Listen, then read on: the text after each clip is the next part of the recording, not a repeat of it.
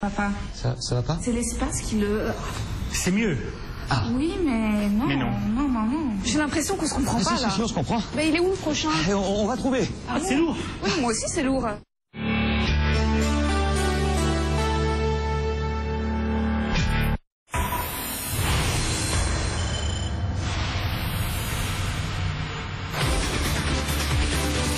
BFM Business, 15h, 18h, l'émission 100% Bourse. Intégrale Bourse, Grégoire Favet. 15h, merci d'être avec nous sur BFM Business. On est ensemble jusqu'à 18h. On va clore une semaine de consolidation, de correction sur les marchés. On perd un peu plus de 4% sur les actions européennes. La plupart des investisseurs ont plutôt envie de réduire leur exposition au risque à 4 jours maintenant du scrutin présidentiel aux États-Unis. On va évidemment très largement y revenir avec Aymeric Didet qui nous accompagne en plateau pour cette première demi-heure, directeur de la gestion sous mandat de Pergame. Aymeric, bonjour. Bonjour. Et puis en duplex, comme chaque après-midi pour commencer cette émission, avec Antoine à la Bourse de Paris et Grégory Volokin qu'on retrouve à New York, le président de Mescard Financial Services. On va commencer avec vous, Grégory, puisqu'on vient d'avoir le chiffre du jour, le chiffre de la semaine qui est tombé en début d'après-midi, le rapport mensuel sur l'emploi aux États-Unis. Au-delà même des chiffres de création d'emplois, il y a un chiffre qui interpelle et qui marque les esprits, c'est le chiffre de la progression du salaire horaire moyen en octobre. Absolument, et je dirais même que c'est plutôt encourageant puisqu'on en est à 2,8% par rapport à l'année dernière. Et en fait, c'est la plus forte progression du salaire moyen aux États-Unis depuis la crise financière de 2008. Donc c'est un chiffre qui va tout à fait dans le bon sens par rapport à la consommation, par rapport aux attentes de la Réserve fédérale. Autrement que dire du chiffre de l'emploi, il arrive à peu près en ligne, mais puisque le chiffre du mois dernier et celui du mois de septembre, ces chiffres ont été révisés à la hausse fortement. En fait, ils ont rajouté 44 000 créations d'emplois. On peut dire qu'on est de nouveau, en gros, au-dessus des 200 000. Qu'est-ce que ça veut dire? Ça veut dire qu'on continue à un niveau de chômage très faible aux États-Unis. On est passé de 5% à 4,9%.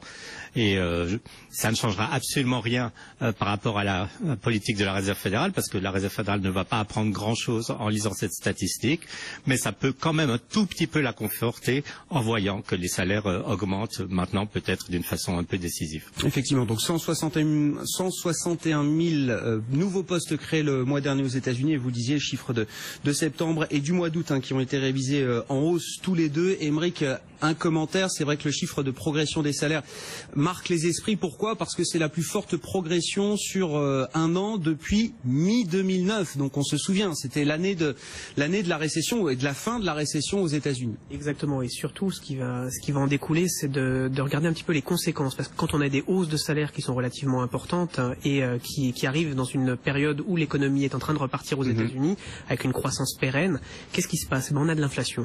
Donc les risques inflationnistes vont peut-être du coup modifier le rythme de remontée de taux qu'on a eu ces 2 dernières années, puisqu'on a eu une remontée de taux l'année dernière en décembre.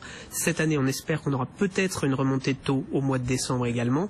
On risque d'avoir une année 2017 qui sera marquée par un rythme de remontée de taux parce qu'on aura de l'inflation, et donc de bousculer un petit peu ce cycle de remontée des taux courts aux États-Unis. Oui, c'est le vrai sujet, parce que ce rapport, c'est pas une surprise, ça conforte les investisseurs dans l'idée que oui, il y aura à ce stade, modulo le résultat peut-être de l'élection présidentielle, mais à ce stade, oui, tout converge vers une nouvelle hausse de taux en décembre, mais la vraie question, c'est ce qui va se passer en 2017, et à ce stade, le marché n'escompte pas grand-chose, je crois, Aymeric. Pour le moment, on est dans le flou, parce que chaque année, on voit bien que Madame Yellen fait tout pour conserver les taux le plus bas possible, pour soutenir sa croissance à des niveaux, on va dire, les plus élevés possibles, mais il n'empêche qu'elle a quand même un target obligatoire qui est l'inflation.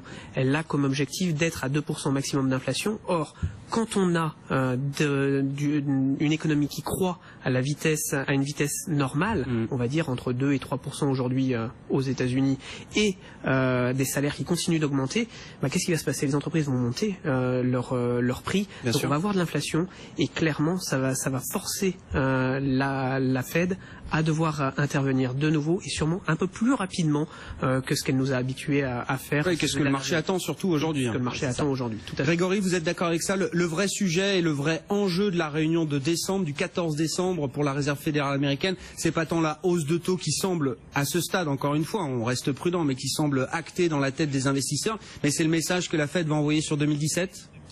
Non, théoriquement, je suis d'accord.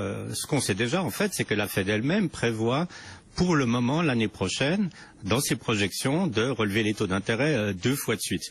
Malheureusement, le problème avec les projections de la Fed, c'est qu'il faut se souvenir que à la fin de l'année dernière, la Fed avait dit qu'elle allait relever ses taux d'intérêt 4 fois en 2016. Et pour le moment, on en est à 0 fois, puisque la dernière hausse des taux était en décembre 2015, et on risque d'en avoir une au mois de décembre. Donc les projections de la Fed, c'est une chose. Je dirais que des chiffres d'inflation aujourd'hui, c'est clair, c'est dans les salaires, mais c'est très très difficile maintenant de prévoir où va être l'économie américaine dans 6 mois ou dans 12 mois. On aura peut-être une récession, c'est pas du tout impossible. Il y a peut-être une crise politique qui se profile, que ça soit la victoire de Clinton ou de Trump. Donc faire aujourd'hui des prévisions sur où seront les taux d'intérêt dans 6 ou 12 mois, je pense que c'est un peu du temps perdu. Et ben pourtant ils vont devoir le faire, les banquiers centraux américains, c'est leur job de nous livrer leurs prévisions et on aura les nouvelles projections économiques de la Réserve fédérale américaine en décembre prochain, même si c'est peut-être un peu de temps perdu, c'est quand même leur travail et leur métier. Grégory, vous restez avec nous, on va juste jeter un coup d'œil sur ce qui se passe sur nos marchés en Europe. Antoine, on a parlé le chiffre macro du jour avec le rapport mensuel sur l'emploi, la politique américaine bien sûr, et puis les autres catalyseurs qui sont toujours un peu les mêmes, les résultats d'entreprise et le pétrole qui accuse là à nouveau une baisse assez significative. Mais ça aurait été le cas toute la semaine finalement, parce que c'est vrai qu'on s'est préoccupé de la hausse de Donald Trump dans les sondages, de l'Italie au sein de la zone euro, il y a eu quelques inquiétudes en début de semaine, mais finalement le seul vrai catalyseur dynamique toute la semaine ça aura été les prix du pétrole, et c'est vrai que la correction se poursuit, qu'on n'arrive pas à se poser sur des supports, et on se retrouve avec un baril de Brent de mer du Nord maintenant qui est du côté des 45,50 $, alors que le baril de WTI, de brut léger américain, lui vacille sur le seuil des 44. La correction aura été continue et elle pèse très très clairement sur l'ensemble des indices, sur le CAC 40. De l'OPEP le 30 novembre. Grégory, la campagne présidentielle américaine, dernier week-end de campagne pour Hillary Clinton et Donald Trump. Qu'est-ce qui peut se passer? Que vont chercher à faire l'un et l'autre des candidats dans la situation actuelle? Écoutez, c'est très intéressant parce qu'on voit que rien moins que le président Obama est vraiment parti à l'offensive. On le voit aller dans des États comme l'Ohio, la Caroline du Nord. Pourquoi? Parce que en fait, la grande crainte actuelle des démocrates, c'est le manque de mobilisation de leur base. Et il y a déjà des exemples, on voit dans les pré-votes, dans les votes qui ont déjà eu lieu, qui sont pratiquement plus de 30 millions d'électeurs qui ont déjà été votés, que par exemple la fréquentation de l'électorat noir est en baisse de 11% par rapport aux dernières élections. C'est extrêmement important et très critique pour Hillary Clinton de mobiliser cette base. Et je pense que vraiment, ce que nous dit non seulement les sondages qui sont peut-être pas forcément très très crédibles, mais le momentum vraiment est en ce moment du côté de Donald Trump. Et ce qu'il y aurait été des élections très serrées il y a encore 2 semaines, maintenant vraiment ça pourrait se jouer sur 2 ou 3 États, et ces États, ils ont été identifiés évidemment par les candidats. C'est notamment la Floride, où Trump est en avance, c'est l'Ohio où Trump a juste 2% de retard, c'est la Pennsylvanie. Ça pourrait se jouer donc à quelques grands électeurs près. Merci beaucoup Grégory, à tout à l'heure. On continue de suivre avec vous les marchés américains. Donc on rappelle, on a seulement 5 heures de décalage avec New York, la côte est des États-Unis, les marchés américains qui sont donc ouverts. Et pour l'instant, on est parti sur une 9e séance de baisse consécutive. On verra ce qu'il en... Grégory Volokin, on vous retrouve à New York, président de Mescard Financial Services. Vous nous le disiez tout à l'heure, Grégory, on peut regarder les sondages dans tous les sens, les sondages nationaux, les sondages des États clés. La dynamique, à 4 jours du scrutin, elle est du côté de Donald Trump. Oui, alors il y a 2 choses, vous avez raison, la dynamique est de son côté, mais pour le moment, disons, quand on fait le décompte des grands électeurs, pour le moment, c'est toujours Hillary Clinton qui l'emporte. Mais la dynamique, je vous dirais, ou le momentum, c'est extrêmement important.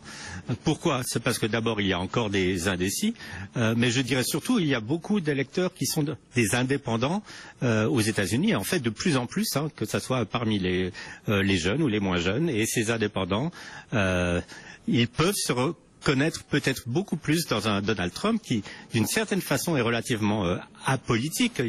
Il faut se souvenir que Donald Trump, il y a quelques années, il était démocrate. Il est républicain uniquement pour pouvoir être soutenu par un parti, mais c'est très difficile de le catégoriser comme un républicain de carrière. Donc, je dirais, ces élections sont très ouvertes et même si la lutte au sommet n'était pas si ouverte, ce qui reste aussi très très ouvert, c'est la compétition pour le Sénat, puisque aujourd'hui, on estime que le Sénat va rester républicain ou on va arriver à 50-50, c'est-à-dire donc à pas de majorité. Et quand il n'y a pas de majorité au Sénat, c'est le vice-président par sa voix qui va faire pencher la balance. Donc ça serait important de voir qui sera le président évidemment pour ça. Qu'est-ce que le marché a intégré ces derniers jours, Grégory? Parce que je le disais, on a quasiment une série historique de baisse à Wall Street, 8 séances de baisse consécutives. Alors ça se calme aujourd'hui, on verra si on arrive à corriger le tir, en tout cas à marquer une pause aujourd'hui sur les marchés américains. Mais 8 séances de baisse, ça n'était pas arrivé depuis 2008. En même temps, on a 8 séances de progression consécutive de l'indice de volatilité qui est le VIX. Là aussi, c'est quasiment une série historique. Qu'est-ce que les investisseurs ont voulu intégrer comme type de risque? Est-ce que c'est le risque Trump? Est-ce que c'est le risque d'indécision, d'incertitude? En regardant justement la différence entre le VIX qui a augmenté de plus de 20% et les indices qui ont baissé très peu en fait, parce qu'ils ont baissé de 2 ou 3%, qu'est-ce que ça nous dit? Ça nous dit une chose, c'est que les investisseurs se protègent. Le VIX, c'est quoi? C'est le baromètre des options sur le futur, sur les puts et les calls. Les puts, c'est ce on achète pour essayer de protéger un portefeuille. Donc, quand le VIX monte, c'est tout simplement une augmentation de la demande de protection, donc de l'inquiétude, en gros. Par contre, les investisseurs, en même temps, ils osent pas tellement vendre. Pourquoi? Parce que, en fait, ils ne savent pas. Non seulement ils savent pas le résultat, mais c'est très difficile de regarder quelqu'un dans les yeux et de lui dire si Clinton gagne, c'est bien pour le marché, si Trump gagne, c'est mal pour le marché. Non, c'est pas si simple. On peut regarder par secteur, mais même par secteur, il y a du pour et du contre. Donc je dirais les investisseurs, en gros, n'aiment peut-être pas les surprises, mais en même temps, ils n'ont pas du tout agi, je dirais, au niveau de leur portefeuille d'actions ou de titres. Par contre, ils se sont protégés en achetant des options et c'est ça qui se reflète sur le VIX. Bon, il y a quand même un secteur qui morfle depuis un moment, notamment aux États-Unis, c'est le secteur de la santé, le secteur des pharma, Grégory. Donc il y a tout le débat politique autour de la fixation des prix, notamment. Et là-dessus, je crois que les positions de Donald Trump et Hillary Clinton sont assez proches. Donald Trump, lui aussi, veut encadrer la fixation des prix de certains médicaments. Et puis en plus, il y a le terrain judiciaire. Et on a appris hier que, oui, il y a plusieurs enquêtes en cours, qu'il pourrait y avoir des sanctions d'ici la fin de l'année sur notamment de grands fabricants de génériques qui sont soupçonnés d'entente. Oui, et ça, alors, ça a vraiment beaucoup remué les marchés hier. C'est le département de la justice qui enquête sur des grandes compagnies pharmaceutiques de produits génériques aux États-Unis, des Teva, des Endo Pharma, des Allergan. Qu'est-ce qu'il leur reproche? Il leur reproche un peu la pire des choses qu'on peut reprocher à des compagnies, c'est la collusion. C'est de s'être mis d'accord entre elles pour faire des hausses de prix sur des produits génériques qu'ils avaient en commun. Et pour vous montrer un peu ces hausses de prix, on prend un produit générique qui se vendait à 11 cents la pilule. Et tout d'un coup, le département de la justice dit, mais en l'espace d'une année, ce produit qui se vendait à 11 cents la pilule par plusieurs compagnies pharmaceutiques, vous le retrouvez à 1,30 $ la pilule. C'est 1000% de hausse. Donc évidemment que ça passe relativement inaperçu parce que c'est des prix qui sont très très bas au niveau des produits génériques. Mais 1000% de hausse, ça pourrait être à la limite acceptable si ça vient d'une compagnie. Si les compagnies se mettent d'accord entre elles pour procéder à ces hausses, c'est un cas tout simplement criminel. Bon, et puis toujours les publications d'entreprises. Grégory, on peut dire un mot de Starbucks avec des résultats publiés hier soir qui semblent bien appréciés par la communauté financière, par les participants de marché, puisque le titre prend 3%. Tout va bien chez Starbucks toujours. Oui, mais c'est grâce à des initiatives intéressantes. Je vous dirais, quelle est la pire des choses quand vous allez chez Starbucks, à part le café, que moi j'aime pas trop particulièrement, la pire des choses, c'est la queue, c'est l'attente, c'est d'attendre pendant un quart d'heure pour avoir un expresso ou un latte. qu'est-ce que fait Starbucks? Ils font de la précommande avec une application. Vous pouvez commander en avance votre café, 10 minutes en avance. Vous arrivez au magasin et vous le cherchez et vous n'avez plus besoin d'attendre. Ben, ça a l'air de rien, mais le résultat, c'est que maintenant, 25% des ventes de Starbucks aux États-Unis sont faites avec des précommandes pour des gens comme ça qui gagnent du temps. Et ça permet à Starbucks d'avoir des ventes à magasins comparés relativement solides, hein, surtout dans l'ambiance actuelle de la distribution, puisqu'ils ont 5% de croissance des ventes à magasins comparés. Et aussi, disons, leur effort sur la nourriture. Ils vendent de plus en plus de nourriture. Vous vous souvenez, ils avaient commencé ici aux États-Unis en achetant une chaîne de boulangerie française de San Francisco qui s'appelait la Boulange. C'était pas terrible ce que ça a donné au niveau de la qualité des produits, mais ils se sont lancés dans beaucoup d'autres branches d'activité au niveau de la nourriture. Et surtout, ils essaient de s'adapter un peu aux goûts locaux. Par exemple, maintenant, en Italie, dans les Starbucks, on peut trouver des pizzas. Bon, et puis alors on peut le noter encore, le titre GoPro qui s'effondre, alors qui tente de se ressaisir, parce que je crois que le titre baissait de 20% hier dans les échanges après bourse, après la publication trimestrielle. Il perd actuellement 7%. Et puis hier, c'était aussi Fitbit qui s'écroulait de mémoire, je crois aussi de 20%, Grégory. Ils sont déjà passés de mode, les GoPro et les Fitbit, parce que c'est pas des entreprises non plus qui existent depuis 20 ans, hein. Oui, je dirais, même si l'apparence voudrait dire que les deux compagnies ont les mêmes problèmes, c'est peut-être pas exactement la même chose. Je dirais que le problème de GoPro, c'est que, en fait, c'est une clientèle bien particulière qui va acheter cette caméra, enfin des sportifs notamment, qu'ils vont pas renouveler cette caméra chaque année parce que c'est un produit relativement cher et que le marché est vite saturé. Donc GoPro, ils ont essayé de lancer un nouveau produit qui est un drone, mais évidemment tout le monde ne va pas se précipiter pour acheter des drones pour Noël. Donc là, il y a vraiment une grosse stagnation des ventes. Fitbit, c'est un peu différent. Il y a quand même une belle croissance des ventes. Mais Fitbit, le problème, c'est qu'en fait, il y a de plus en plus de produits concurrents hein, qui mesurent par exemple votre pouls, vos performances physiques, etc. Et produits concurrents à des prix bien moins élevés. Donc je peux dire que Fitbit est toujours un produit qui a du succès, qui est toujours à la mode, mais ce qui se passe, c'est qu'il souffre de la concurrence, alors que GoPro, c'est tout simplement une mode qui est en train de passer parce qu'elle a atteint en fait un niveau de saturation et que ça sera très difficile pour eux de remonter la pente. Merci beaucoup Grégory, bonne fin de séance à vous à New York avec des marchés américains qui tentent de se redresser pour mettre fin à 8 séances de baisse consécutives, série inédite à Wall Street depuis 2008. Donc évidemment on suit ça de près alors que Intégral Bourse, replay. On peut évoquer le pétrole, les résultats d'entreprise, les chiffres de l'emploi aux États-Unis. Le sujet quand même qui focalise pour l'instant l'attention des investisseurs, c'est l'élection présidentielle américaine. On est à 4 jours du scrutin. Même si Hillary Clinton est encore en tête dans les sondages nationaux, l'écart se resserre et il faut bien l'admettre, la dynamique est du côté de Donald Trump. On en parlait tout à l'heure avec Grégory Volokin, président de Mescart Financial Services à New York. Alors il y a deux choses, vous avez raison, la dynamique est de son côté, mais pour le moment, disons, quand on fait le décompte des grands électeurs, pour le moment, c'est toujours Hillary Clinton qui l'emporte. Mais la dynamique, je vous dirais, ou le momentum, c'est extrêmement important.